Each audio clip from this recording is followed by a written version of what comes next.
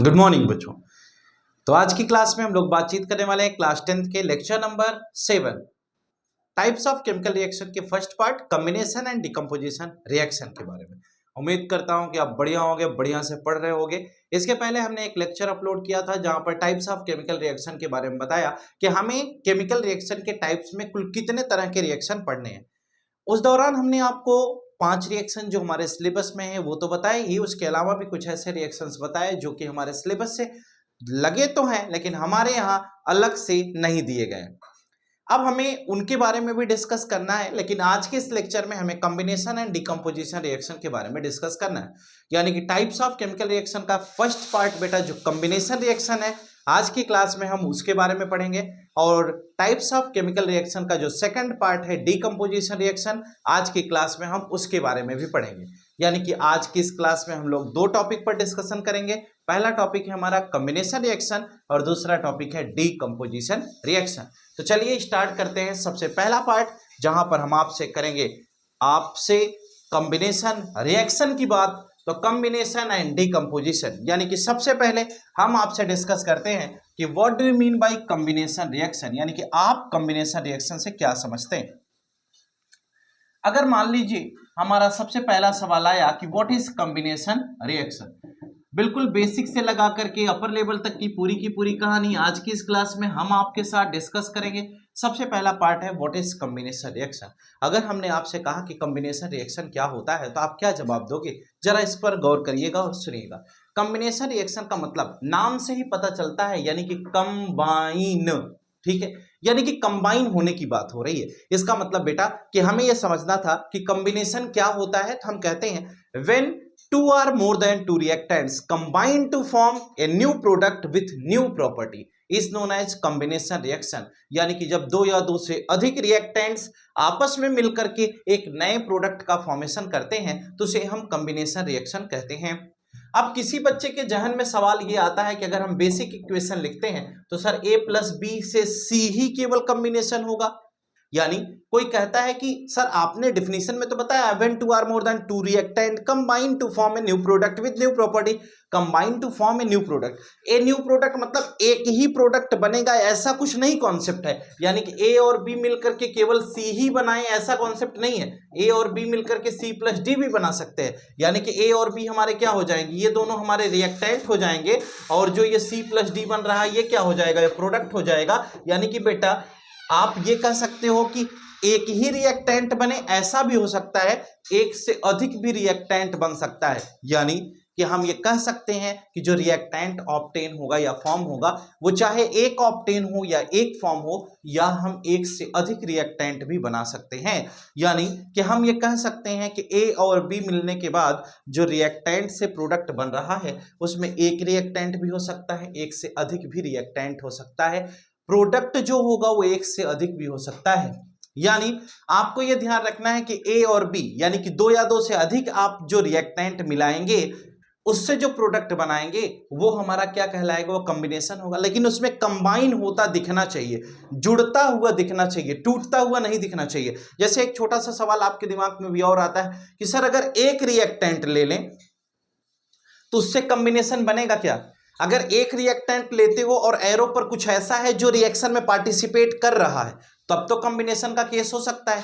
और अगर एक रिएक्टेंट लिए और उसको तोड़ रहे हो तो वो कॉम्बिनेशन नहीं, वो डीकंपोजिशन हो जाएगा। ये हमें ध्यान रखना है। तो हम कहते हैं कॉम्बिनेशन को डिफाइन करते समय हम ये पढ़ते हैं कि when two or more than two reactants combine to form a new product. यानी कि हम पूरा का पूरा डिस्कस करेंगे तो हम क्या पढ़ेंगे, हम कहते हैं when two or more than two reactant, two or more than two reactants combine to form a new product.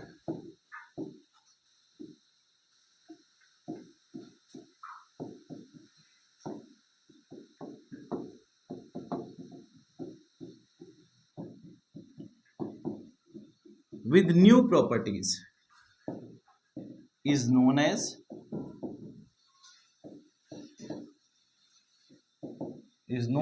combination reaction। यानी कि ओवरऑल हम ये देख पाए कि when two or more than two reactants combine to form a new product with new properties is known as combination reaction. हम कहते हैं जब दो या दो से अधिक रिएक्टेंट आपस में मिल करके एक नए प्रोडक्ट का फॉर्मेशन करते हैं और जो प्रोडक्ट बनता है उसकी प्रॉपर्टी भी क्या होनी चाहिए, नई होनी चाहिए। अगर जो प्रोडक्ट बन रहा है वो प्रोडक्ट नया है और उस प्रोडक्ट की प्रॉपर्टीज भी नई हैं तो उसे हम क्या कहते हैं, कॉम्बिनेशन रिएक्शन कहते हैं। यानी कि ओवरऑल हम ये समझ पाए कि when two or more than two reactants combine to form a new product with new property then the reaction is known as combination reaction. अब एक छोटा सा सवाल है कि सर एग्जाम्पल क्या हो सकता है इसका। जैसे एग्जाम्पल में बेटा Mg को O2 के साथ मिलाओगे तो क्या बनेगा, MgO। ये क्या है, ये कॉम्बिनेशन का एग्जाम्पल है। CO को अगर आप Cl2 के साथ मिलाओगे तो क्या बनेगा, CaCl2। ये क्या है, ये कॉम्बिनेशन का एग्जाम्पल है। आपने कहा CaO प्लस CO2 करेंगे तो क्या बनेगा, CaCO3। ये किसका एग्जाम्पल है, कॉम्बिनेशन का एग्जाम्पल है। तो हम कहते हैं ये सभी किसके एग्जाम्पल हैं, ये सभी कॉम्बिनेशन रिएक्शन के एग्जाम्पल बताए जाते हैं।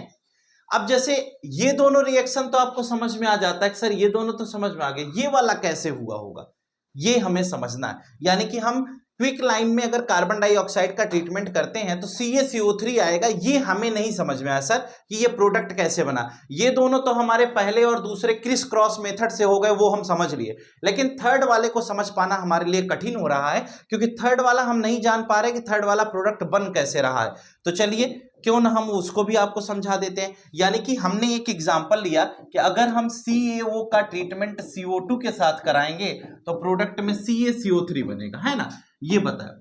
अब जरा गौर करिएगा, हम आपको समझाते हैं कि ये प्रोडक्ट कैल्शियम कार्बोनेट कैसे बनता है। जैसे ये CaO है बेटा, हमने आपको आयंस में तोड़ना सिखाया था, तो इसको Ca2 प्लस और O2 माइनस में तोड़ दो। ये CO2 कार्बन डाइऑक्साइड मॉलिक्यूल है, इसको ऐसे ही छोड़ दो। अब आपको क्या करना है, ये जो O2 माइनस है यह CO2 के साथ मिलेगा तो क्या बनाता है प्रोडक्ट में, CO3 2 माइनस बनाता है, और ये Ca2 प्लस है। अब इन दोनों का अगर क्रिस क्रॉस करा देंगे तो ये Ca हो गया, ये CO3 हो गया, इसका 2 हो जाएगा, इसका भी 2 हो जाएगा, तो ये इधर जाएगा, ये इधर जाएगा, तो ओवरऑल प्रोडक्ट क्या आएगा, CaCO3 आएगा। इसी को तो हम क्या कहते हैं, लाइमस्टोन कहते हैं, यही तो यहाँ दिया गया है। यानी कि हम ये कह सकते हैं कि CaO को अगर CO2 के साथ ट्रीट करेंगे तो प्रोडक्ट क्या बनेगा वो आपके सामने दिखाया गया है। यानी कि CaCO3 कैसे बनेगा वो बात हम आपको यहाँ पर समझा रहे थे। तो अब हम इसके और आगे चलेंगे। ये तो एग्जाम्पल की कहानी हो गई कि हम कॉम्बिनेशन को कैसे समझते हैं, यानी कॉम्बिनेशन क्या होता है, ये बात हम आपको समझा रहे थे। कॉम्बिनेशन तो बिल्कुल आसान सा था। उसके बाद हमें जो डिस्कस करना है वो मेनली डिस्कस करना है कि डीकंपोजिशन रिएक्शन, यानी कि व्हाट इज डीकंपोजिशन रिएक्शन। हमारे पास दो रिएक्शन था, एक रिएक्शन हमारा था कॉम्बिनेशन और दूसरा क्या था बेटा, डीकंपोजिशन। तो कॉम्बिनेशन रिएक्शन तो हमने पढ़ लिया, व्हाट इज कॉम्बिनेशन रिएक्शन। अब हम सेकंड वाला डिस्कस करेंगे, व्हाट इज डीकंपोजिशन रिएक्शन। नाम से ही पता चल रहा है डीकंपोजिशन का मतलब डिकम्पोज होना, ब्रेक होना, क्लीवेज होना।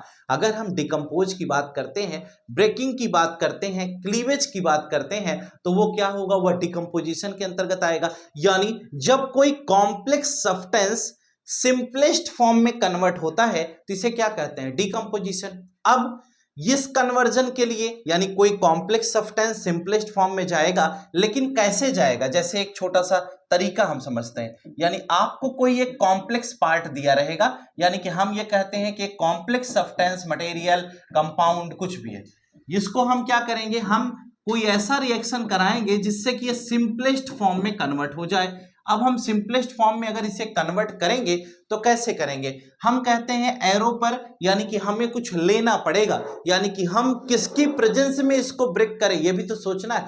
भोजन हम करते हैं, ऑक्सीजन की प्रेजेंस में उसका ब्रेक डाउन होता है, तो किसी कॉम्प्लेक्स मटेरियल को अगर सिंपलेस्ट में ले जाएंगे तो किसी की प्रेजेंस में ही तो कराएंगे। हम कहते हैं ऐसा करने के लिए हम उपयोग करते हैं किसका, हीट का या लाइट का या करंट का, यानी कि इलेक्ट्रिसिटी। यानी कि हम इन तीनों की प्रेजेंस में, चाहे कि कोई एक इसमें से हो जाए, इनकी प्रेजेंस में हम किसी कॉम्प्लेक्स सब्सटेंस को क्या करते हैं, सिंपलेस्ट फॉर्म में कन्वर्ट करते हैं। यानी ओवरऑल डिफाइन करने की बात होगी तो क्या डिफाइन करेंगे, when any complex substance converted into simplest form in the presence of heat, light और इलेक्ट्रिसिटी, यानी कि हम ये कह सकते हैं कि जब कोई कॉम्प्लेक्स सब्सटेंस अपने सिंपलेस्ट फॉर्म में कन्वर्ट हो जाता है, और किसकी वजह से कन्वर्जन हो रहा है, ये हीट की वजह से या लाइट की वजह से या फिर करंट की वजह से, यानी कि हीट, लाइट या इलेक्ट्रिसिटी की वजह से जब कोई कॉम्प्लेक्स सब्सटेंस सिंपलेस्ट फॉर्म में कन्वर्ट होता है तो उसे हम क्या कहते हैं, उसे हम इस पोर्शन के अंतर्गत पढ़ते हैं, यानी डीकंपोजिशन रिएक्शन कहते हैं। अब बेटा इसी के बेसिस पर, यानी जिसके अनुसार ये कन्वर्ट हो रहा है उसी के बेसिस पर यहां क्या किया गया, कुछ इसके पार्ट बताए गए। यानी कि सबसे पहला पोर्शन आया जो हम पढ़ते हैं वो है थर्मल डीकंपोजिशन रिएक्शन, यानी कि हमारा जो सबसे पहला पार्ट है वो है थर्मल डीकंपोजिशन रिएक्शन। ठीक है, पहला आया थर्मल डीकंपोजिशन। थर्म से क्या होता है, थर्म मतलब हीट, यानी टेम्परेचर की बातचीत की जा रही है। दूसरा आता है फोटो डीकंपोजिशन रिएक्शन। दूसरा क्या है, फोटो डीकंपोजिशन रिएक्शन, यानी कि सेकंड पार्ट में हमने ये डिस्कस किया कि सेकंड पार्ट हमें बता रहा है कि फोटो डीकंपोजिशन रिएक्शन। और जो इसमें तीसरा पार्ट है वह है electrolytic decomposition reaction. Third part में हम क्या पढ़ेंगे, इलेक्ट्रोलिटिक डीकंपोजिशन रिएक्शन।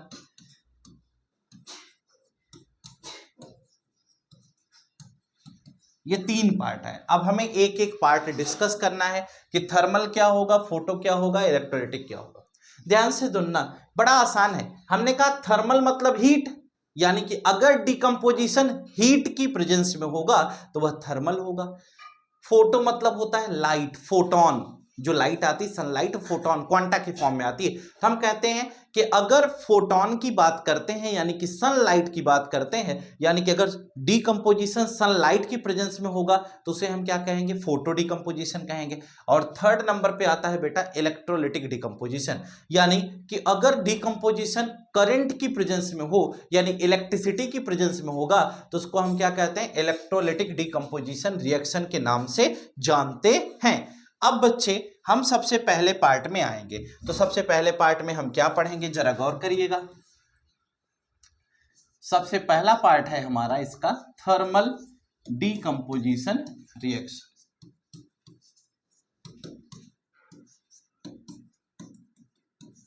यानी कि थर्मल डीकंपोजिशन रिएक्शन, यानी कि when any complex substance changes into simplest form in the presence of heat is known as thermal decomposition reaction. यानी किसी कॉम्प्लेक्स सब्सटेंस को अगर सिंपलेस्ट फॉर्म में कन्वर्ट कर रहे हैं और किसकी प्रेजेंस में, हीट की प्रेजेंस में अगर आप ये कन्वर्जन कर रहे हैं तो उसे क्या कहते हैं, थर्मल डीकंपोजिशन रिएक्शन कहते हैं। एग्जांपल की बात करें तो ये क्या है, कैल्शियम कार्बोनेट, यहां एरो पर क्या लिखा जाएगा, हीट।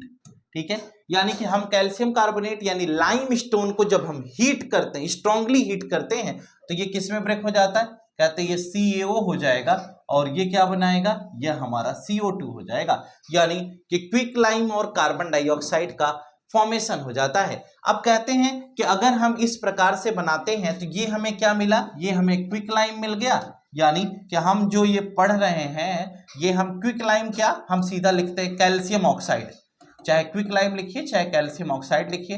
यानी कि ये हमें कैल्शियम ऑक्साइड मिल गया, ये हमें कार्बन डाइऑक्साइड मिल गया। और हम जानते हैं कि कार्बन डाइऑक्साइड गैस यहाँ पर रिलीज हो रही है, इसलिए ये केमिकल रिएक्शन भी है। और ये हमारा पुराना साथी लाइम स्टोन, और इसका दूसरा नाम बड़े प्यार से लोग इसे कैल्शियम कार्बोनेट भी कहते हैं। तो बेटा कैल्शियम कार्बोनेट को जब हम स्ट्रांगली हीट करते हैं तो हमें क्या मिलता है, क्विक लाइम मिलता है और कार्बन डाइऑक्साइड दोनों फॉर्म हो जाता है। यानी कि क्विक लाइम और कार्बन डाइऑक्साइड का फॉर्मेशन इस केस में हमने कर लिया। अब हम कॉम्बिनेशन और डिकम्पोजिशन को लेकर के थोड़ा सा और आगे चलते हैं। तो चलिए हम आगे की आपसे क्या बातचीत करेंगे उसके बारे में डिटेल में सुनते हैं। हमने कॉम्बिनेशन आपको समझा दिया, अब हम डिकम्पोजिशन समझेंगे। कॉम्बिनेशन के बाद डिकम्पोजिशन का फर्स्ट पार्ट भी हमने डिस्कस कर लिया। अब हम सेकंड पार्ट आपसे डिस्कस करने वाले हैं और इस सेकंड पार्ट का नाम है, क्या नाम है, फोटो डिकम्पोजिशन रिएक्शन। यानी कि हम जो इसमें बातचीत करेंगे वो बात क्या होगी हमारी आपकी, वो ये होगी what is photo decomposition reaction. यानी कि हमारा सेकंड टॉपिक है जो हम पढ़ने चल रहे हैं वो है photo decomposition reaction. Photo decomposition में क्या होगा, सनलाइट की प्रेजेंस में यह डिकम्पोजिशन कराएंगे, यानी कि इसमें जो कंपाउंड होता है वो बहुत स्ट्रांगली बॉन्डेड नहीं होता, वह बहुत स्ट्रांग अट्रैक्शन नहीं होता उसके बीच में। अगर बहुत कंप्लीटली बॉन्डेड होता, स्ट्रांगली बॉन्डेड होता, आईएमएफ उसके बीच में ज्यादा होता, तो उसको क्लीवेज करना आसान नहीं होता कि सनलाइट से उसका क्लीवेज हो जाए। तो जो सनलाइट की प्रेजेंस में रिएक्शन होते हैं उनमें बॉन्डिंग थोड़ा सा वीक होती है। जैसे देखिए हमने कहा कि अगर हम इसको देखेंगे तो वही सेम कहानी इसमें भी है। कैसे, कोई कॉम्प्लेक्स सब्सटेंस दे दिया जाएगा, अब उस कॉम्प्लेक्स सब्सटेंस को हम किसकी प्रेजेंस में ब्रेक करेंगे, हम कहेंगे सनलाइट की प्रेजेंस में हम उसे ब्रेक करेंगे।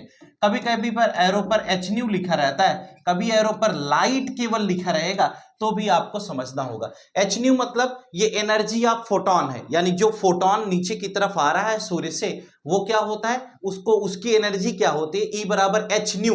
एच क्या होता है, प्लैंक्स कांस्टेंट, न्यू फ्रीक्वेंसी होती है। हायर क्लासेज में इसका फॉर्मूला आपको पढ़ाया जाएगा। अभी आप जानते रहिए कि अगर ऐसा एरो पर मिल जाएगा तो इसका मतलब वो फोटो डिकम्पोजिशन है। बेटा ये जा करके क्या बना रहा है, ये जा करके कन्वर्ट किस में हो गया, सिंपलेस्ट फॉर्म में कन्वर्ट हो गया। यानी कि ये दिया गया था कॉम्प्लेक्स फॉर्म, और कॉम्प्लेक्स फॉर्म से हम सिंपलेस्ट फॉर्म में इसका कन्वर्जन किए, किसकी वजह से, सनलाइट की वजह से, लाइट की वजह से, एच न्यू की वजह से हमने इसको क्या किया, कन्वर्ट किया। अब जैसे एग्जांपल के तौर पे हम बताएं तो AgCl ये क्या है, सिल्वर क्लोराइड। अब हम कहते हैं अगर सनलाइट की प्रेजेंस में इसको ब्रेक करेंगे तो ये क्या बनाएगा, Ag+Cl2, यानी कि क्लोरीन गैस बाहर निकलेगी और सिल्वर हमें ऑब्टेन हो जाएगा। इसी तरह से इसके एग्जाम्पल में हम AgBr भी पढ़ते हैं। AgBr क्या है, सिल्वर ब्रोमाइड। जब इसको हम सनलाइट की प्रेजेंस में रखते हैं तो ये प्रोडक्ट में क्या कन्वर्ट करेगा, Ag+Br2, यानी कि यहां से हमें जो प्रोडक्ट ऑब्टेन होगा वह सिल्वर और ब्रोमीन मिल जाएगा। यानी कि Ag+Cl2 एक पार्ट हो गया और Ag+Br2 दूसरा पार्ट हो गया। तो हमने यहां पर दो एग्जाम्पल समझाए आपको। एक हमने ये कहा कि अगर हम सनलाइट की प्रेजेंस में रखते हैं तो AgCl से Ag+Cl2 कैसे बनेगा, और दूसरा AgBr से Ag+Br2 कैसे बनेगा। तो एग्जाम्पल 1 और एग्जाम्पल 2 हमने आपसे डिस्कस किया। उम्मीदन ये दोनों बात आपको समझ में आ जानी चाहिए कि एग्जाम्पल 1 क्या कह रहा है, एग्जाम्पल 2 क्या कह रहा है। यानी कि फोटो डिकम्पोजिशन रिएक्शन के ये बेहतरीन एग्जाम्पल आपके सामने हैं, जहां पर हम सिल्वर क्लोराइड को सिल्वर प्लस क्लोरीन में और सिल्वर ब्रोमाइड को सिल्वर प्लस ब्रोमीन में कन्वर्ट करके आपको दिखाया। सेकंड पार्ट जो फोटो डिकम्पोजिशन है, इसके समाप्त होने पर हम थर्ड पार्ट पे चलते हैं। तो थर्ड पार्ट हमारा इसमें क्या आता है बच्चे, थर्ड पार्ट हमारा है इलेक्ट्रोलाइटिक डिकम्पोजिशन रिएक्शन। अब हम इसमें समझेंगे क्या होता है कि what is electrolytic decomposition reaction. Examples इसके जरूर ध्यान रखें, इनके पूछे जाने की संभावनाएं अत्यंत होती है एग्जाम के दौरान। हम कहते हैं कि अगर हम इलेक्ट्रोलिसिस कर दें तो उस दौरान अगर ऐसा होता है तो क्या होगा, जरा समझिएगा। हम कहते हैं कोई कॉम्प्लेक्स सब्सटेंस हमको फिर दे दिया जाए, वह कॉम्प्लेक्स सब्सटेंस जो हमें मिल रहा है उसको हम क्या करेंगे, हम सिंपलेस्ट फॉर्म में कन्वर्ट करेंगे। तो ये जो बनेगा ये क्या होगा, ये सिंपलेस्ट फॉर्म होगा। यानी किसी कॉम्प्लेक्स सब्सटेंस को हम सिंपलेस्ट फॉर्म में कन्वर्ट तो कर रहे हैं, लेकिन किसकी वजह से कर रहे हैं, हम कहते हैं इलेक्ट्रिसिटी की वजह से।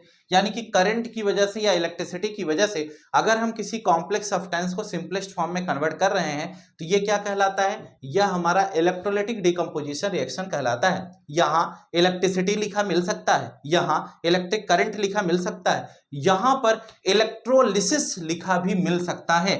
हम कहते हैं इस इलेक्ट्रोलिसिस प्रोसेस को थोड़ा अगर हम आपको समझाएं तो क्या बताएंगे, हम आपसे कहते हैं एक हम इसमें क्या लेते हैं, कैथोड पार्ट लेते हैं, एक हम क्या लेते हैं, एनोड पार्ट लेते हैं। दो पोर्शन हमने कंसीडर किया। हमने कहा ये हमारा क्या हो गया, कैथोड है, और ये कैथोड कैसी होती है, निगेटिवली चार्ज प्लेट होती है। ये हमारी एनोड है, एनोड कैसी होती है, पॉजिटिवली चार्ज प्लेट होती है। इसको हमने क्या किया, हमने इसको सिग्नल करंट से जोड़ दिया। अब हमने ये कहा कि इसके अंतर्गत हम मान लो सोल्यूशन ले लेते हैं। कहें कौन सा सोल्यूशन लोगे, हम कहें इसमें H+O2-, यानी कि हम इसमें वाटर फिल कर देते हैं। ठीक है, अगर हम वाटर फिल करते हैं तो क्या एग्जाम्पल में जो रिएक्शन है H2O को अगर हम इलेक्ट्रिसिटी की प्रेजेंस में रखेंगे तो ऐसा मानना है कि ये H2+O2 में टूट जाता है। यानी कि ये कैसे टूटेगा, तो हम कहते हैं इलेक्ट्रोलिसिस प्रोसेस से हम इसे क्या कर पाएंगे, ब्रेक कर पाएंगे। हमने कहा कैथोड क्या है, निगेटिवली चार्ज प्लेट है, एनोड क्या है, पॉजिटिवली चार्ज प्लेट है। अगर हम कहते हैं कि वाटर जब क्या होगा, कैथोड एनोड की प्रेजेंस में आएगा तो हम करंट दे करके इसे H+O2- में तोड़ देंगे, जो हाइड्रोजन आयन है और ऑक्साइड आयन है। अब H+ हमारा एक साइड में चला जाएगा, कहां पर जाएगा, H+ हमारा निगेटिव वाली प्लेट पर यानी कैथोड पर चला जाएगा, और ऑक्साइड माइन ये कहां जाएगा, पॉजिटिव प्लेट एनोड पर चला जाएगा। इस प्रकार से हम हाइड्रोजन और ऑक्सीजन को ऑब्टेन कर पाते हैं। यह पूरा का पूरा प्रोसेस क्या कहलाता है, इलेक्ट्रोलाइटिक डीकंपोजिशन रिएक्शन के नाम से जाना जाता है। यानी कि हम ये समझ पाए कि इलेक्ट्रोलाइटिक डीकंपोजिशन रिएक्शन होता क्या है। तो हम कहते हैं कि कोई भी अगर हमें कंपाउंड दे दिया जाए, उसको हम इलेक्ट्रिक करंट की प्रेजेंस में सिंपलेस्ट फॉर्म में जब कन्वर्ट करते हैं, तो इस फिनोमिना को हम इलेक्ट्रोलाइटिक डीकंपोजिशन रिएक्शन के नाम से जानते हैं। उम्मीदन ये बात आपको समझ में आ जानी चाहिए।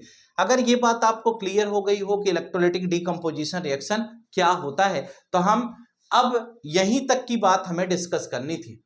ओवरऑल आगे अगर हम चलेंगे तो आगे क्या पढ़ेंगे, अगला कॉन्सेप्ट हमारा जो इसके अंतर्गत आता है वो अगला कॉन्सेप्ट है डिस्प्लेसमेंट रिएक्शन। अब हम डिस्प्लेसमेंट रिएक्शन तो नेक्स्ट क्लास में ही डिस्कस करेंगे।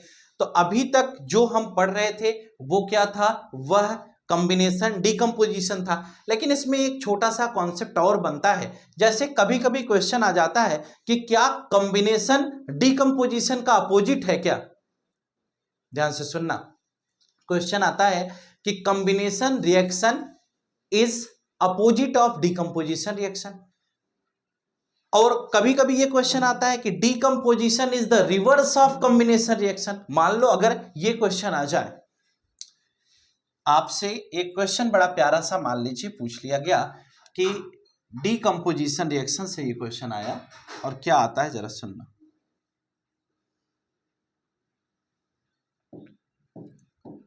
मान लो ये क्वेश्चन आ जाए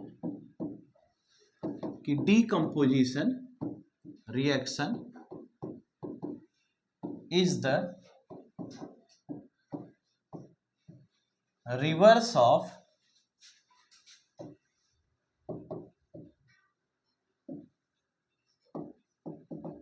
कॉम्बिनेशन रिएक्शन। कहा क्या, decomposition reaction is the reverse of combination reaction. If yes, justify with example, यानी कोई एग्जाम्पल दे करके आप इसे जस्टिफाई करिए। बड़ा प्यारा सवाल है। कहा गया कि अगर डीकंपोजिशन रिएक्शन कॉम्बिनेशन रिएक्शन का रिवर्स है, उल्टा है, तो कोई एग्जाम्पल बताइए। अब कोई ऐसा एग्जाम्पल आपको बताना है जो कॉम्बिनेशन भी हो और उसका उल्टा कर दो तो डिकम्पोजिशन हो जाए। हम कहते हैं पहले हम एग्जाम्पल जो सॉल्यूशन में लिखते हैं इसका, तो वो हम लिखते हैं कि डिकम्पोजिशन का एग्जाम्पल हम मान लो CaCO3, अभी अभी हमने पढ़ा। हम कहते हैं CaCO3 क्या होता है, लाइम स्टोन है।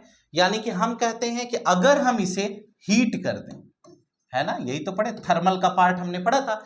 अगर हीट कर देंगे तो ये क्या बनेगा, CaO+CO2 ये बनेगा।